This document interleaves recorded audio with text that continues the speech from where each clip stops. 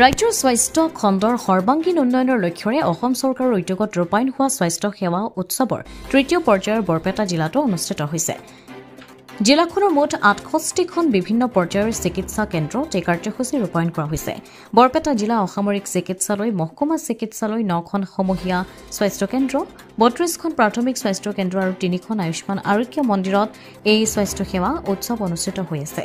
ইয়াৰে বৰপেটা নগৰ আয়ুষ্মান আৰোগ্য মন্দিৰত আজি বৰ্হি মূল্যায়ন হিচাপে উপস্থিত থাকে বৰপেটাৰ সহকাৰী আয়ুক্ত জুৰি কলিতা। তেনেদৰে অন্যান্য চিকিৎসালয়বোৰতো বিভিন্ন পৰ্যায়ৰ বিষয়াই যি বৰ্হি মূল্যায়ক হিচাপে চিকিৎসালয় তথা চিকিৎসা কেন্দ্ৰবোৰৰ মান নিৰূপণ কৰে। এই মান নিৰূপণৰ অংশ হিচাপে চিকিৎসালয়বোৰৰ পৰা চিকিৎসা ব্যৱস্থা, উপলব্ধ সা সুবিধা, ৰোগীৰ প্ৰতি চিকিৎসক আৰু স্বাস্থ্যকৰ্মীৰ ব্যৱহাৰ আদি সকলো দিশ বুজ লয়।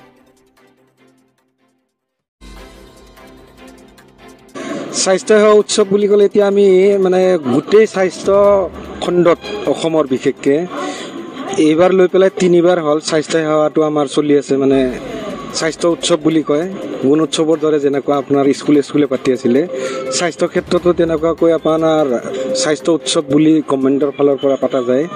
তো এইবাৰ আমাৰ তৃতীয় খণ্ডত আমি আমাৰ স্বাস্থ্য খণ্ডত কিমান দূৰ উন্নতি হ'ল, আমি কিমানখিনি পাৰফৰ্মেঞ্চ দিব পাৰিছোঁ, বিশেষকৈ ৰোগীসকলৰ কাৰণে কিখিনি আমি সুবিধা দিব পাৰিছোঁ আৰু গভৰ্ণমেণ্টৰ ফালৰ পৰা কিখিনি সুবিধা আমাক দিছে, সেইখিনিৰ ওপৰত আমি ফ্লেছ কৰি পেলাই এটা মানে প্ৰত্যেক বছৰে এই বছৰ আপোনাৰ 3 তাৰিখৰ পৰা 5 তাৰিখলৈকে গোটেই অসম জুৰিয়ে আপোনাৰ স্বাস্থ্য উৎসৱ পালন কৰিছোঁ।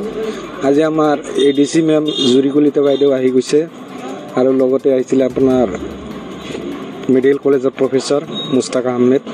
তেখেতে আহি পেলাই আমাৰ গোটেই ইনফ্ৰাষ্ট্ৰাকচাৰ প্লাছ পেচেণ্টৰ সা সুবিধা কিখিনি হৈ আছে ইয়াত সেইখিনি সমূলি চাই পেলাই আপোনাৰ যিখিনি আপোনাৰ ৰেজিষ্টাৰ মেইনটেইন কৰিব লাগে, আমি মেডিচিনৰ কি সুবিধা পায়, তাৰপিছত আউটডোৰ পেচেণ্ট হিচাপে কিখিনি সুবিধা পায় সেইখিনি শলাগ লৈ পেলাই তেওঁলোকে ওলাই গ'ল মাত্ৰ। তো বাকী যিখিনি আমি পাইছোঁ গভৰ্ণমেণ্টৰ ফালৰ পৰা যথেষ্টখিনি কৰা গৈছে। আমিও যিখিনি পাৰোঁ আমাৰ ফালৰ পৰা যিখিনি দিব লাগে আমি ৰোগীসকলৰ কাৰণে সেইখিনি দি আছোঁ, চেষ্টা কৰি আছোঁ। বিশেষকৈ কিছুমান সুবিধা আৰু হ'লে আমি ধুনীয়াকৈ আৰু পাৰফৰ্মেঞ্চখিনি দিব পাৰোঁ। চৰকাৰৰ ফালত আহ্বান ৰাখিছোঁ তেওঁলোকে যাতে আমাক সুবিধাখিনি প্ৰভাইড কৰে, যাতে আমি মানুহখিনিক ভালদৰে শুশ্ৰূষা কৰিব পাৰে। এইটো আৰ্বান হেল্থ চেণ্টাৰ বুলি কয়, আমবাৰীহাটী। এইটো আজিকালি আমাৰ নাম দিছে আয়ুষ্মান আৰোগ্য মন্দিৰ বুলি। এইটো আমাৰ বৰপেটা টাউনত আপোনাৰ 3খন হৈছে অলৰেডি। এইটো আমাৰ প্ৰথম জন্ম হৈছিলে। আগতে আছিলোঁ আমি ৰেণ্টেড হাউচত বিলটাৰীহাটীত, কিন্তু তাৰে পৰা ইয়াতে আমি এতিয়া গভৰ্ণমেণ্টৰ ফালৰ পৰা ইয়াত শ্বিফটিং হৈছোঁ। আমাৰ এইখিনি জেগাত যিখিনি আমি আউটডোৰ পেচেণ্ট হিচাপত যিখিনি আমি সুবিধা দিব লাগে সেইখিনি মোটামুটি 80-90% আমি কভাৰ কৰিব পাৰিছোঁ। তাৰপিছতো কিছুমান ইনফ্ৰাষ্ট্ৰাকচাৰ আছে যিখিনি হ'লে হয়তো আমি আৰু বিশেষ সুবিধা দিব পাৰিম তেওঁলোকক। তাৰ ওচৰতে আপোনাৰ FMCখন আছেই।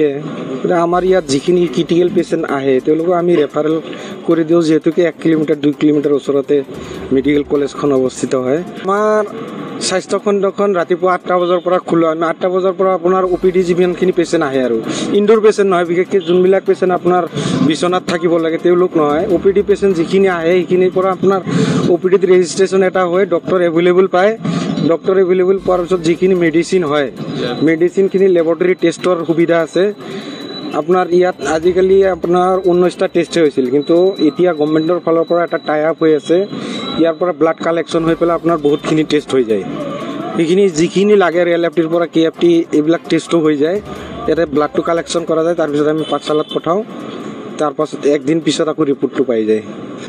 এতিয়া আমি প্ৰাইভেট ছেক্টৰত যেনেকুৱা সুবিধা দিব পাৰে আমি ভাবোঁ আৰ্বান হিচাপে তেনেকুৱা এটা সুবিধাও প্ৰভাইড কৰিব পাৰোঁ OPD পেচেণ্টক, যিহেতুকে আমাৰ মেন পাৱাৰো আছে প্লাছ আপোনাৰ ডক্টৰো আছে। ইণ্টাৰ্ণশ্বিপ কেইজন কলেজৰ পৰাও আহি থাকে আৰু আমাৰ মেম আছে, আকৌ MO 2জনেই হয় আমাৰ। তেওঁলোকেও মানে এভেইলেবল পায়, ডক্টৰখিনি মানে এভেইলেবল পাব আৰু এইখিনি সুবিধা আমি দিব পাৰোঁ। আৰু সাধাৰণতে কিছুমান কাটা চিঙা হৈ গ'লে তেতিয়া আপোনাৰ ষ্টিচ কিছুমান আছে, সেইবিলাকো আমাৰ মাইনৰ যিবিলাক আছে সেইখিনিও সুবিধা পাই যায়। বৰপেটাৰ পৰা ৰাজু কুমাৰ দাসৰ ৰিপৰ্ট, অমৃত নিউজ 24/7। অমৃত প্ৰবাহ অসমীয়া সাপ্তাহিক কাকতৰ ডিজিটেল সংস্কৰণ অমৃত নিউজ। সত্যৰ সন্ধানত অমৃত নিউজ।